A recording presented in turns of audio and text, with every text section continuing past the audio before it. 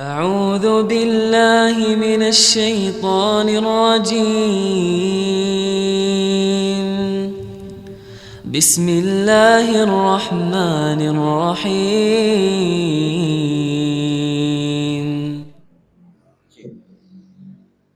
Assalamualaikum warahmatullahi wabarakatuh. Innal hamdalillah nahmaduhu wa nasta'inuhu wa nastaghfiruh wa na'udzu billahi min shururi anfusina wa min sayyiati a'malina. May yahdihillahu fala mudilla lahu wa may yudlilhu fala hadiya lahu. Asyhadu an la ilaha illallah wahdahu la syarika lahu wa asyhadu anna Muhammadan abduhu wa rasuluh. La nabiyya wa la rasula amma ba'd. Jamaah rahimani wa rahimakumullah, yang kula hormati jamaah sekalian PRR Jurusewu. Monggo sebelum kita memulai majelis ilmu pada sore hari ini, alangkah baiknya kita mulai dengan membaca Al-Quran bersama-sama. Maka insyaallah akan kita baca surat Al-Baqarah ayat 92 sampai 95. Sekawan ayat mungkin. Monggo kita mulai bacaan Al-Fatihah sareng-sareng. A'udzu billahi minasy syaithanir rajim. Bismillahirrahmanirrahim. Alhamdulillahi rabbil alamin. Ar-Rahmanir Rahim. Maliki yaumiddin. Iyyaka na'budu wa iyyaka nasta'in. Ihdinas siratal mustaqim. Siratal ladzina an'amta 'alaihim ghairil maghdubi 'alaihim waladdallin.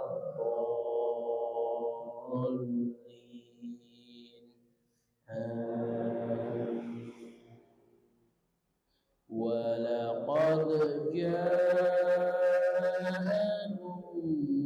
Musa bil bayyinati thumma takhadtumul ijla min ba'dihi wa antum zalimun. Wa id akhadna mitsaqahum wa rafa'na fawqahum at-tur. Khudhu ma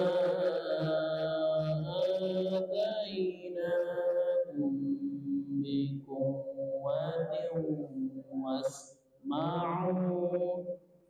Qalu sami'na wa 'asayna wa ushribu fi qulubihimul ijla bi kufrihim.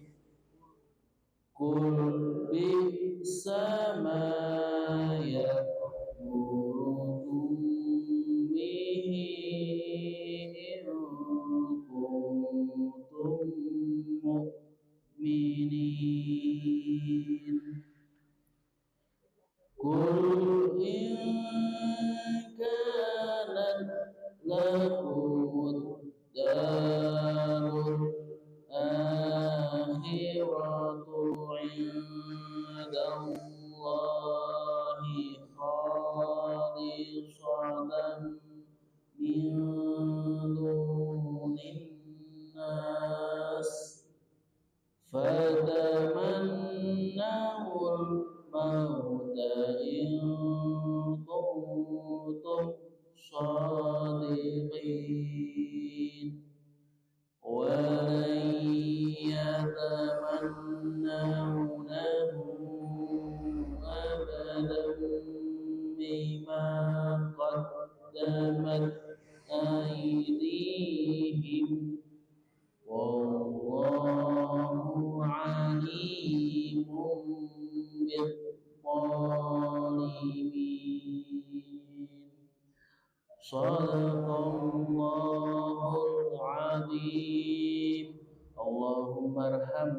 بالقرآن.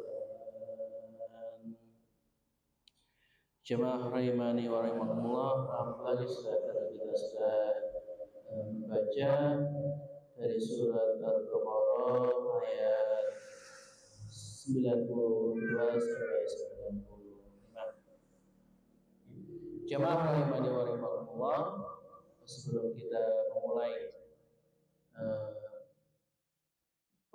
majelis ilmu kita pada sore hari ini, alangkah baiknya kita mulai dengan bersyukur, baca hamdalah kepada Allah Subhanahu wa taala yang karena nikmatnya yang luar biasa banyaknya sehingga kita bisa berkumpul bersama-sama di majelis ilmu ini, yang majelis ilmu ini tanpa suatu halangan apapun. Yang insyaallah majelis ilmu ini itu akan mendatangkan ketenangan di dalam hati kita sebagaimana firman Allah taala, ala bidzikrillahi tatma'innul qulub. Sungguh ketika dengan berzikir kepada Allah, kita mengingat Allah, mengkaji ilmu dari Allah, mempelajari, mentadaburi apa yang Allah firmankan, maka sungguh tatma'innul qulub itu akan menenangkan hati kita.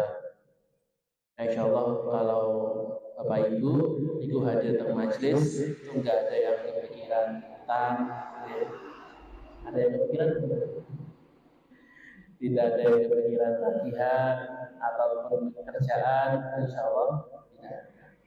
Pasti hatinya akan lebih tenang, bisa mengharap menyerap ilmu yang disampaikan. Salam selalu kita haturkan kepada kita, Rasul kita Nabi Muhammad Sallallahu Alaihi Wasallam, kepada seluruh keluarganya, para sahabatnya, para tabiin, para tabiin, dan semoga kita semua selalu menjadi bagian dari pengikut beliau sampai hari kebangkitan kelak. Amin ya rabbal alamin.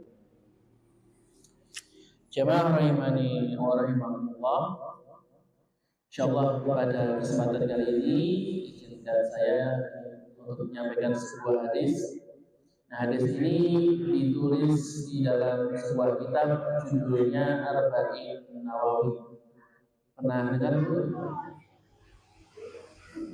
Jadi Riyadhus Shalihin pernah dengar ya? Riyadhus Shalihin itu kan kitab hadis yang ditulis oleh Imam Nawawi rahimahullah taala. Nah, itu kan isinya ratusan hadis, bukan dari ratusan hadis. Nah, Arba'in Nawawi ini adalah ringkasannya, ya, pokok-pokoknya.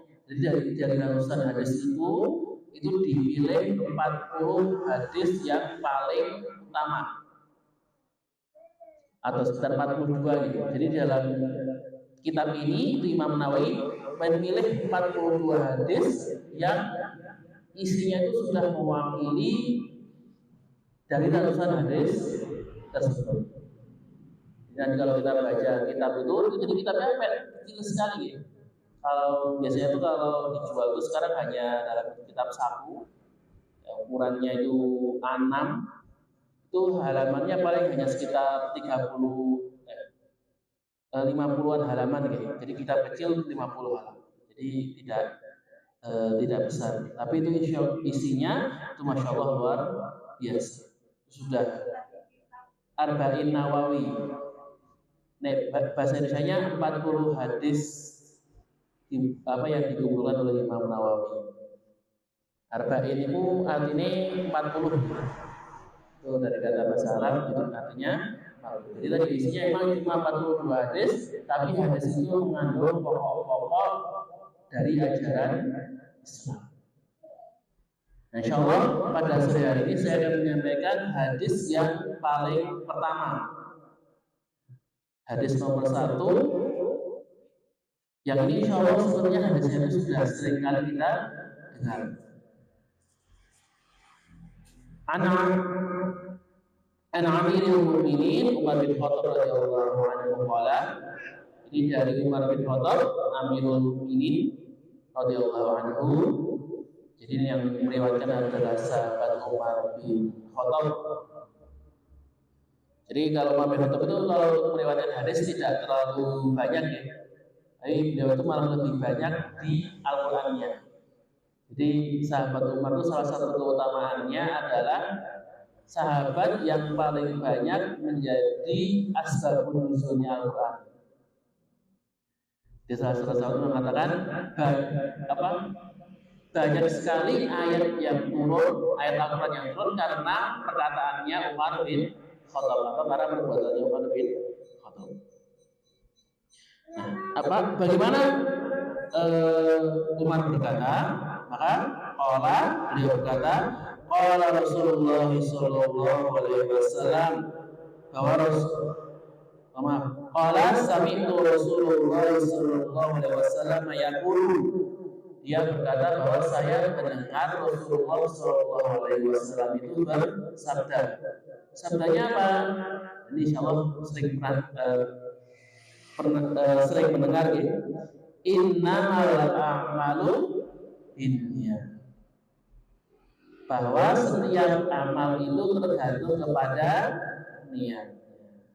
Ini insyaallah kalau potongan pertama ini sering sekali disampaikan. Tapi cuma ini sebenarnya masih ada kelanjutannya. Nah, ini kelanjutannya ini yang kadang agak sering jarang dikutip oleh para ustaz. Lanjutannya bagaimana? Innamal a'malu binniyat wa innama likulli imri'in ma nawa. Bahwa bagi setiap seseorang itu akan mendapatkan sesuai dengan apa yang ia niatkan. Faman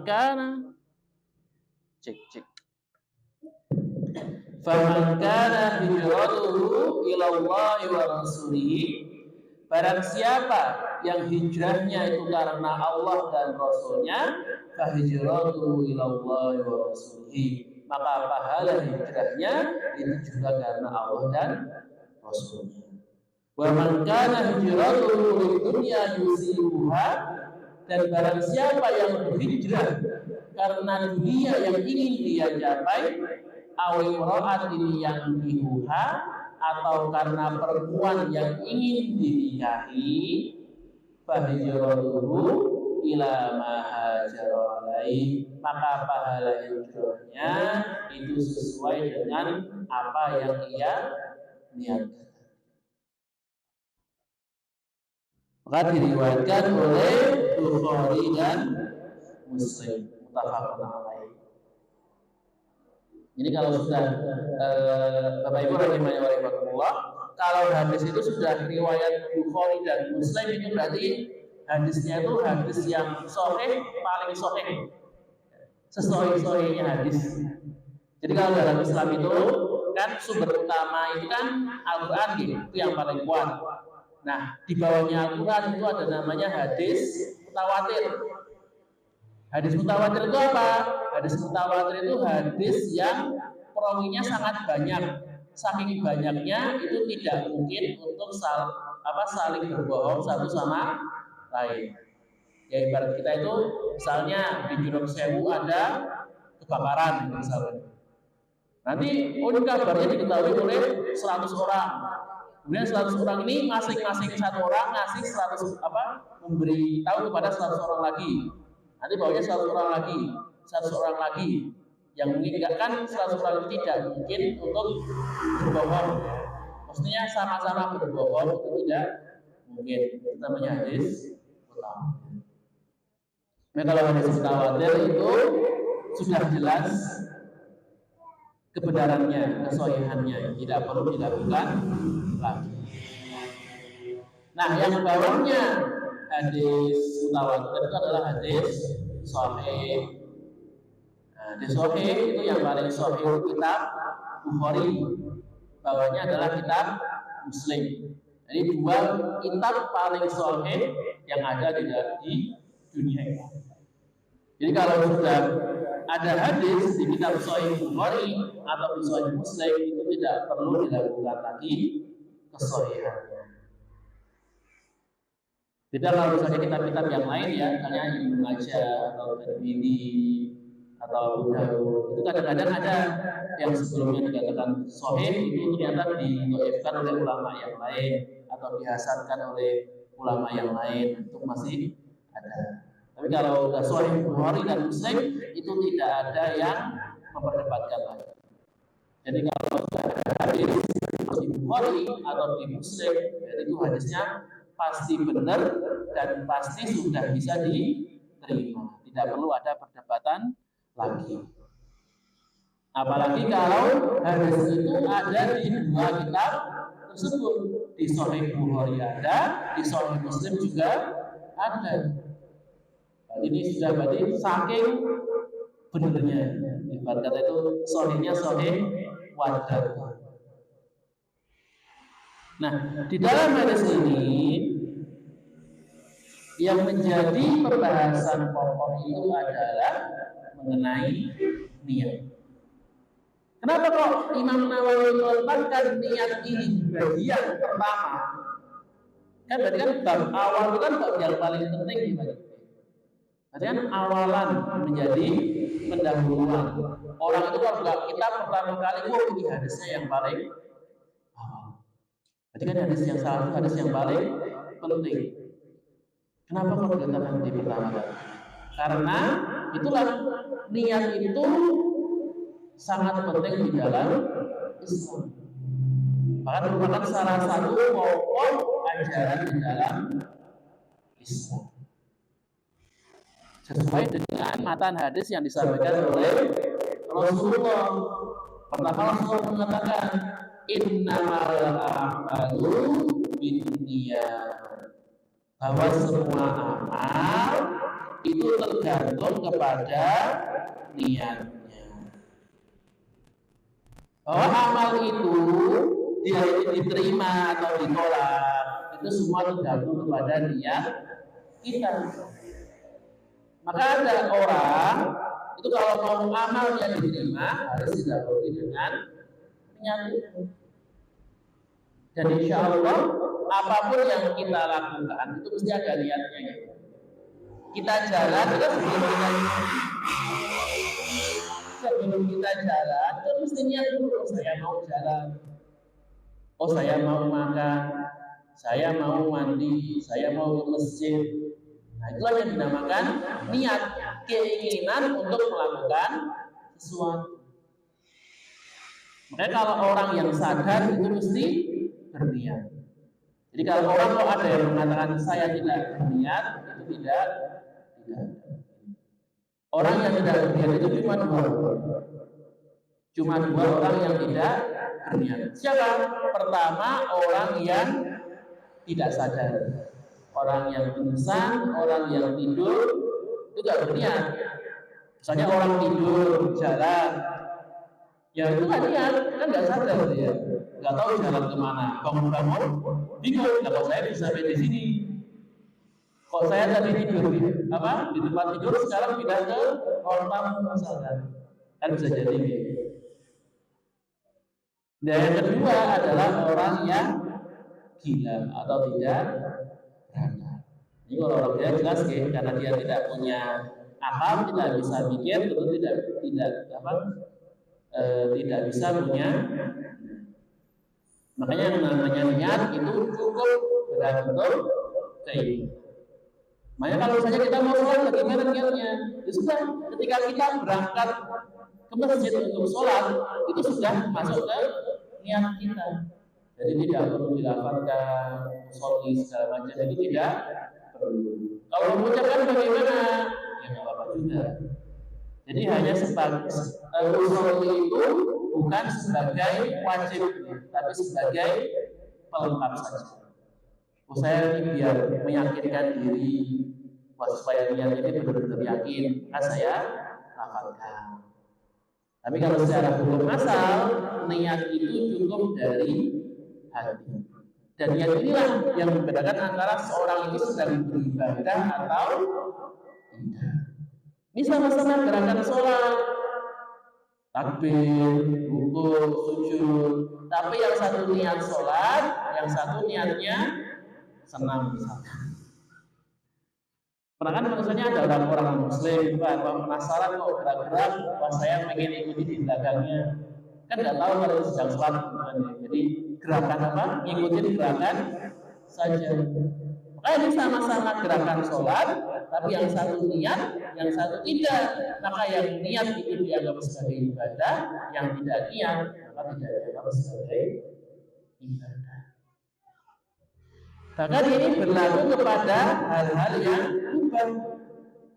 Misalkan ini tidur, ini sama-sama tidur, tapi yang satu tidurnya niatnya yang penting istirahat, wah saya capek, saya tidur, saya pengen istirahat. Tapi yang satu niatnya enggak juga.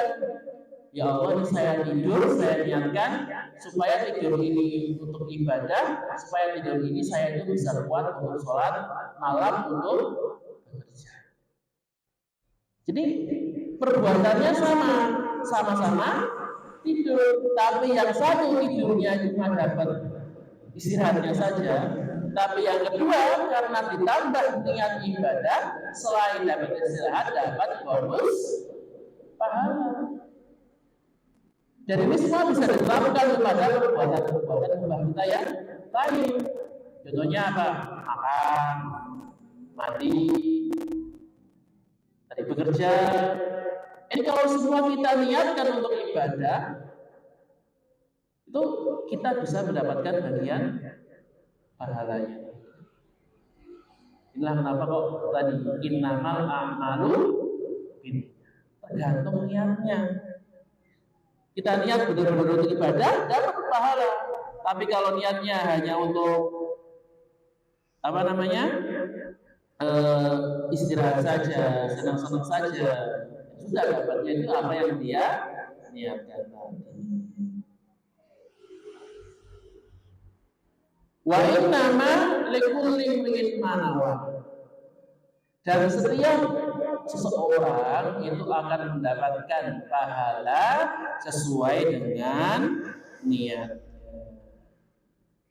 Nah, ini ada orang sama-sama sholat, sama-sama infak, tapi yang satu infaknya ikhlas lillahi ta'ala, tapi yang satu infaknya karena pengen sombong, pengen dilihat orang, pengen pamer. Ini amalnya sama, tapi karena niatnya beda, maka pahalanya juga akan berbeda. Yang satu dapat pahala, yang satu malah dapat dosa nanti karena tidak ikhlas.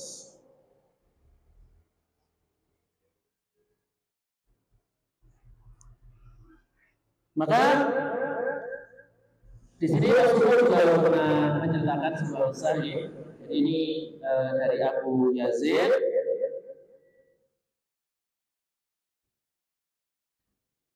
Maaf sudah. Nah, dari Abu Yazid Man'an bin Yazid bin Al-Akhnas. Nah, ini ada dua sahabat, ini ayah dan anak gitu. Anaknya namanya Ma'an, ayahnya namanya Yazid.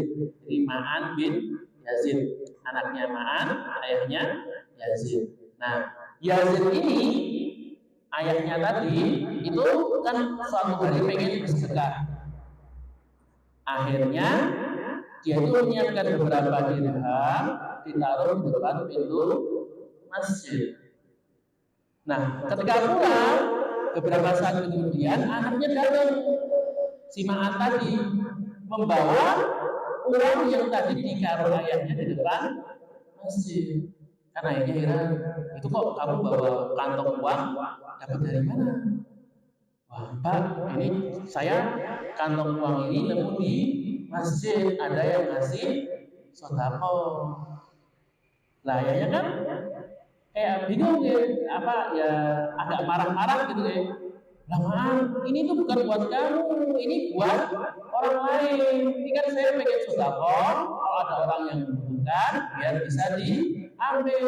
Kok malah diambil kamu lagi, jatuhnya balik kotor. Ngambil sudah ngasih diambil lagi, percuma dong berarti hitungannya enggak ngasih.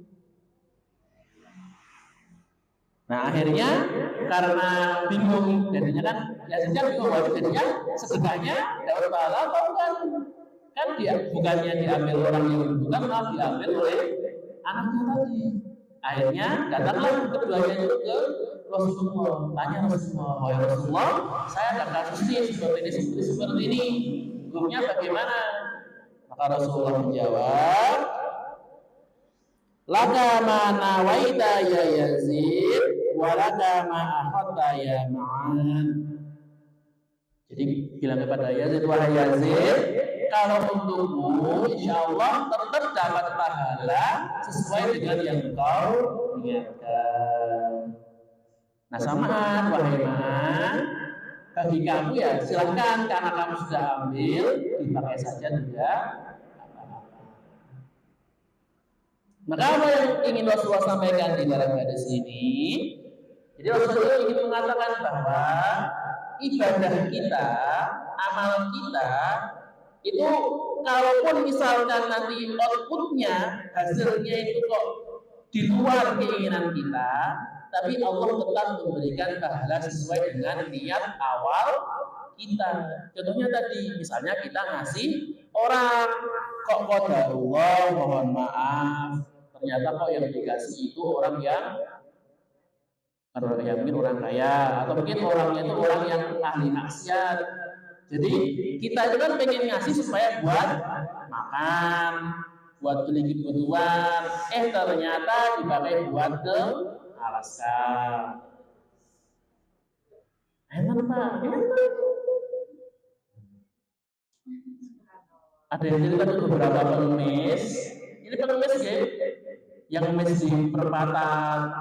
Itu dikasih uang, ketika dapat uang bukan buat beli obat atau beli makan, tapi buat ke alasan. Tadi kan kita bingung nih, jadi berarti yang kita kasih dapat pahala atau tidak? Masa uang yang kita kasih cuma dipakai buat maksiat, berarti kita yang membantu maksiat dong. Nah, kan orang pikirnya awal seperti itu ya. Berarti kan kalau mau ngasih orang harus bahasanya cek latar belakang dulu. Wah ini harus diteliti ini orangnya baik atau tidak, maksiat atau tidak, dipakai buat apa? Apakah harus seperti itu? Maka Rasul tadi, kalau memberi silakan memberi saja. Apapun uangnya mau dibuat apapun, insya Allah kamu tetap dapat pahalanya.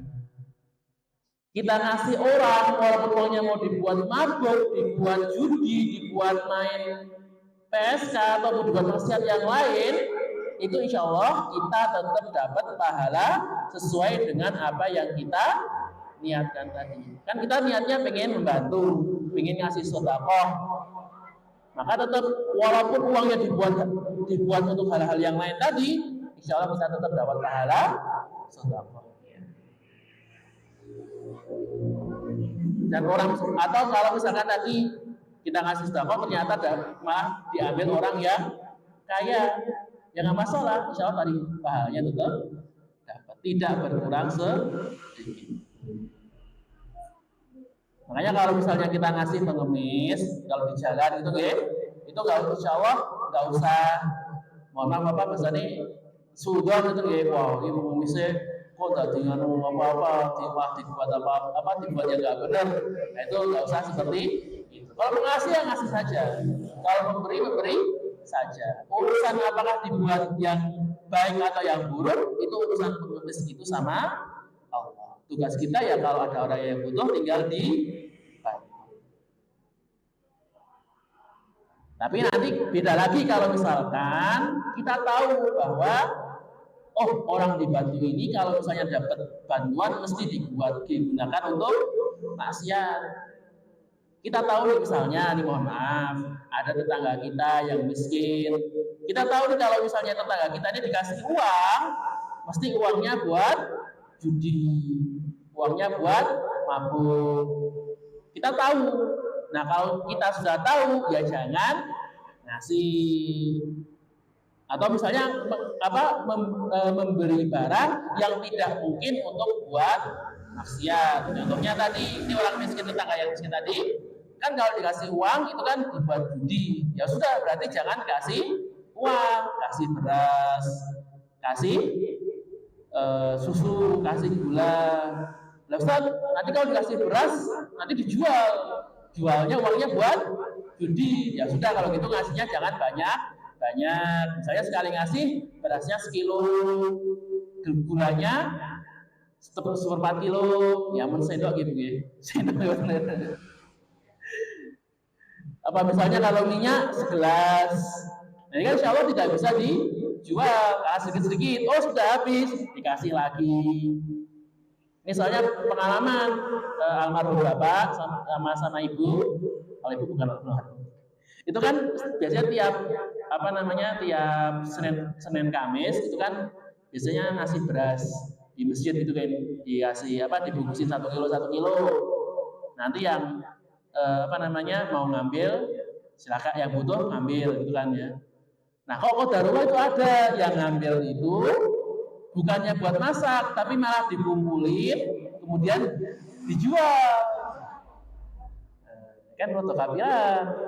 Akhirnya karena setelah seperti itu, ya sudah, biar gak dijual, yang sebelumnya itu kayak 2 kilo kan gede itu, dikurangi dikit, 1 kilo. Nah, nanti kalau misalnya kok ada kayak jamaah yang membutuhkan banget, nah itu dikasih sendirian secara pribadi. Jadi supaya apa tadi? Supaya nggak ada yang bukannya malah buat masak, malah dijual tadi. Itu kan karena kita tahu ya, karena kalau kita tahu ya sudah, bagaimana menyesuaikan pemberian kita tetap bantu, kita tetap ngasih, tapi disesuaikan supaya tidak bisa disalah. Tapi kalau misalkan kita tidak tahu, ya tadi pengemis yang di jalan, kan kita nggak tahu ya jangankan orangnya bagaimana, namanya saja tidak tahu. Maksudnya kan kita nggak mungkin kayak orang sakti gitu ini ada orang langsung, ini namanya siapa, sifatnya apa, bintangnya apa, kan nggak mungkin. Itu kan hanya Allah yang bisa hanya Allah yang tahu. Kita tidak ada sumbangan keliling. Oh yang yang kalender gitu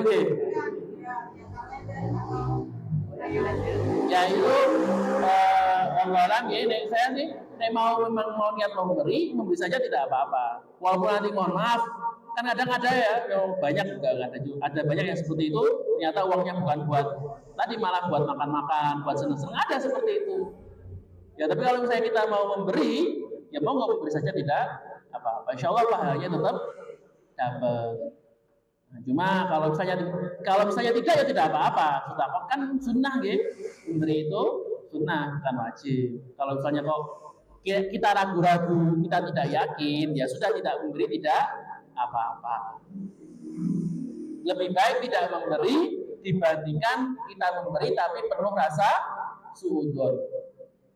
Ya, seperti kata Allah berfirman dalam surat Al-Baqarah, ya ayyuhalladzina amanu la tubtilu shadaqatikum bil manni wal adha. Janganlah engkau membatalkan sedekah kalian dengan mani itu mengungkit-ungkit, wal ada itu mencela. Jadi kayak kita sedekah itu sedekahnya itu kayak dengan cara memaki-maki, itu dengan cara tidak sopan. Nah seharusnya tadi kita sedekah tapi malah dengan rasa suudzon. Nah itu malah nanti sedekahnya tidak berpahala. Saya sedekah paling sedekahnya buat main, buat senang-senang, ya jangan seperti itu. Nanti malah sedekahnya tidak dapat apa-apa. Mending kalau misalnya kita memang tidak yakin, ya mending jangan memberi sekalian. Lebih aman seperti itu. Jamaah rahimani wa rahimakumullah. Nah, kasus lainnya ya untuk balasan sesuai dengan niat ini, misalnya begini. Kan ketika Allah menurunkan azab kepada suatu kaum, memberikan musibah kepada suatu kaum yang sifatnya musibah besar, contohnya apa?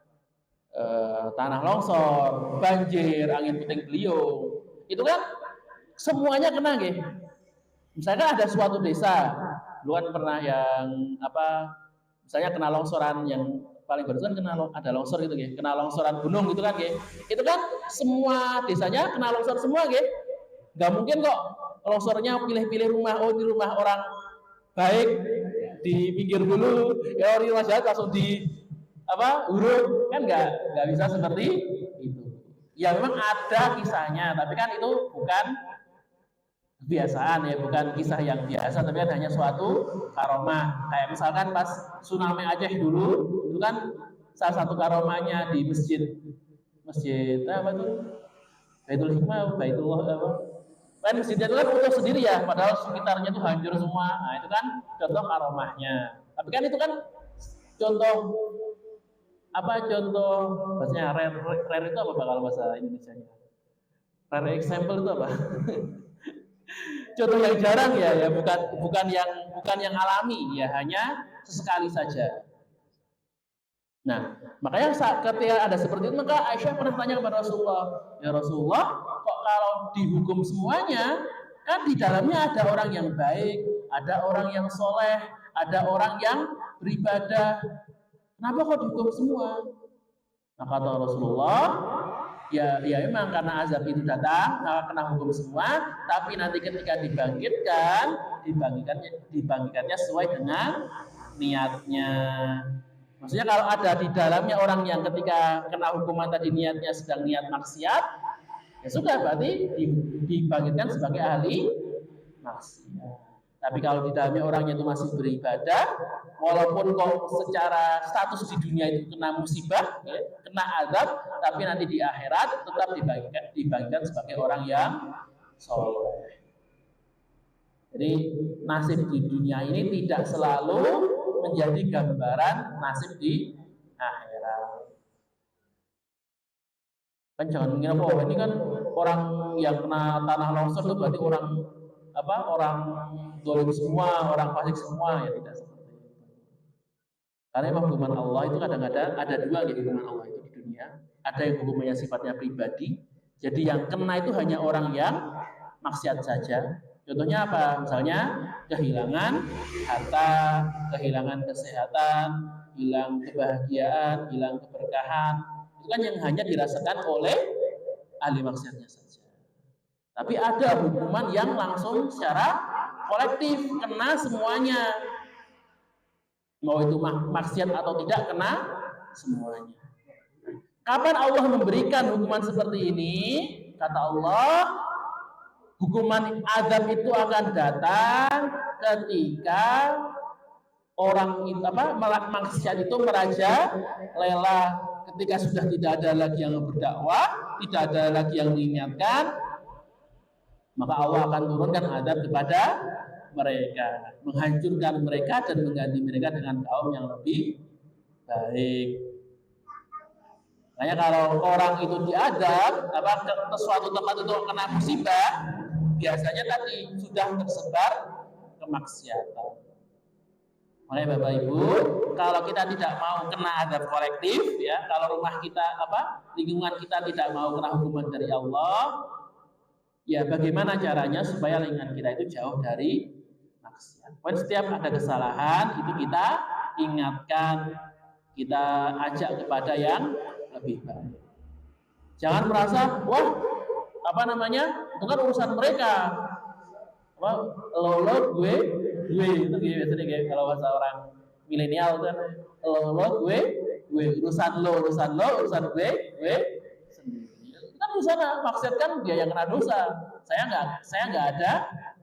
Saya kan nggak ngaruh sama saya, berarti kan saya nggak punya kewajiban untuk buat apa-apa. Hati-hati dengan sikap seperti ini.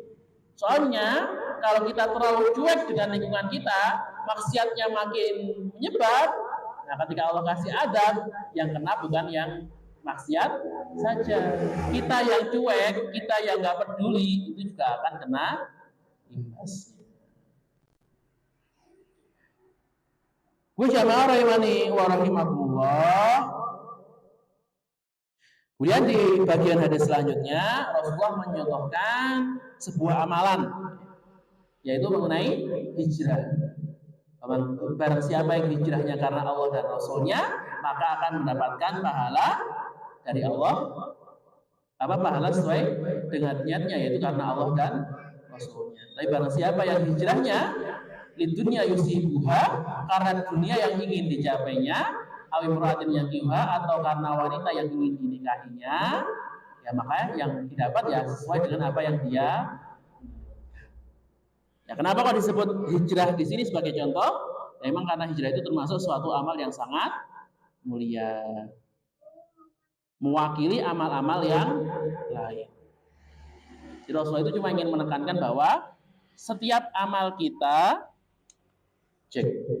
amal kita itu kalau kita lakukan ikhlas karena Allah dan Rasulnya, kita mau ibadah sholat karena Allah, kita infak karena Allah, kita menikah karena Allah, ya kita berkeluarga karena Allah, kita bekerja karena Allah, maka yang akan kita dapatkan juga adalah pahala dan keutamaan dari Allah Subhanahu wa Ta'ala.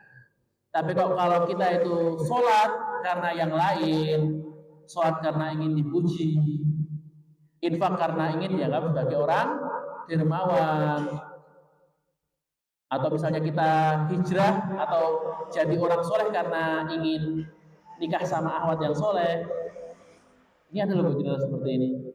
Jadi saya pernah diceritain itu ada ikhwan, itu awalnya nggak pernah ngaji, malas kajian itu ya, malas sholat, nah, tapi pengen nikah sama seorang awatnya bilang, Mas, kalau saya itu kalau maunya sama orang yang rajin ngaji, yang sering ikut kajian.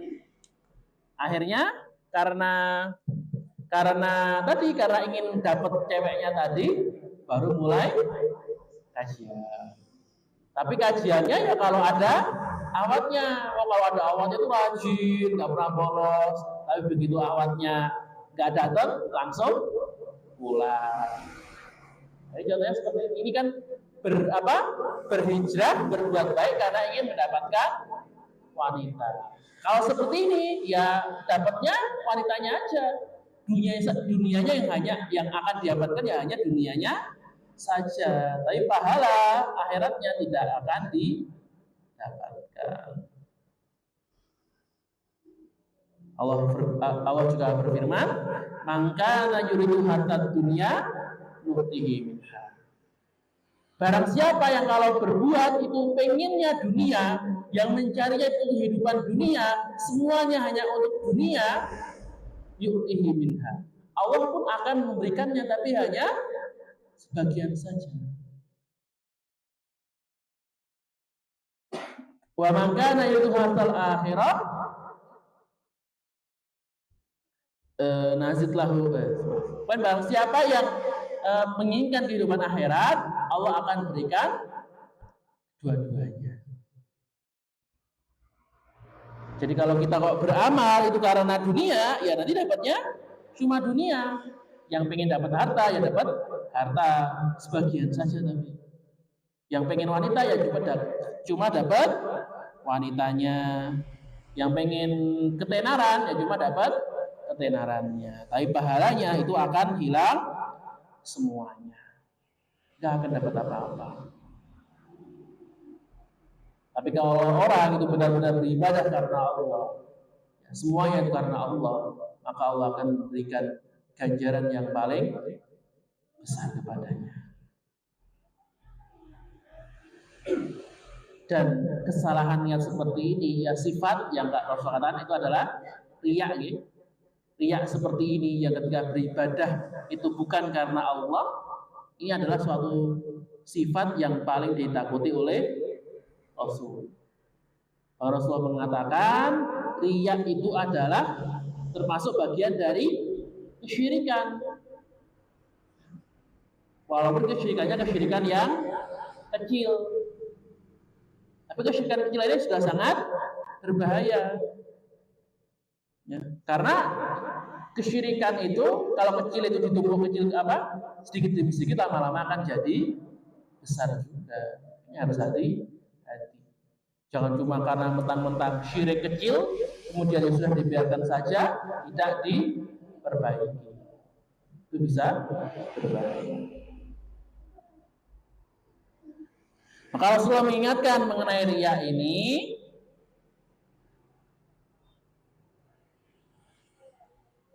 Rasulullah SAW pernah keluar menemui kami dan mengingatkan akan bahayanya ad-Dajjal. Kemudian beliau bersabda, maukah kukabarkan kepada kalian sesuatu yang lebih samar, yang lebih tersembunyi bagi kalian dibandingkan dengan fitnah ad-Dajjal? Maka beliau bersabda, itu adalah syirik khafi atau syirik kecil, di mana seorang itu sholat, kemudian ketika ada orang maka dia memperbagus sholatnya. Awalnya sholatnya nggak kenapa-napa, ini sholatnya karena apa? Wan sholatnya ini ikhlas nih awalnya. Wan saya bukan sholat karena orang, bukan karena apa, wan saya ingin sholat. Wan sholat sendiri, kemudian ada jamaah lewat, ditepuk pundaknya. Wah langsung kepikiran, wah ini karena ada jamaah, kemudian sholatnya diperlama, bacaannya dilatangkan, doanya dipanjangkan. Ini nggak kelihatan ya, kelihatannya nggak apa-apa, tapi seperti itu termasuk ke dalam riya tadi. Makanya yang namanya manajemen niat itu benar-benar penting. Bagaimana kita mengatur niat kita supaya benar-benar lillahi ta'ala. Maka ada salah satu triknya Bapak Ibu, untuk mengetes apakah ibadah kita itu ada riyanya atau tidak. Itu satu coba. Kalau misalnya nggak ada orang, ibadahnya sama atau tidak? Itu aja. Kita sholat. Itu kalau sholat sama orang atau sholat sendiri, bacaannya sama tidak? Panjangnya sama tidak? Suaranya dibagus-baguskan atau tidak? Kalau kok sama, oh insya Allah berarti sholatnya ikhlas. Tapi kok ternyata kalau yang pas sholat yang bareng orang itu ternyata doanya lebih panjang, suaranya dikeras-keraskan, itu berarti masih harus dimuhasabah. Bisa jadi ada terkontaminasi dengan riyanya. Atau misalnya sedekah kita. Ini kalau misalnya kita sedekah, itu kalau misalnya sedekahnya diumumkan di masjid, gitu sama nggak kalau misalnya sedekahnya itu tidak ada yang tahu? Kalau tidak diketahui orang lain bakal sama atau tidak? Kalau tidak, ya berarti tadi harus introspeksi diri, membersihkan diri kita tadi supaya terbebas dari riya tadi. Karena kalau ibadah kita itu kok masih ada riyanya, ya masih ada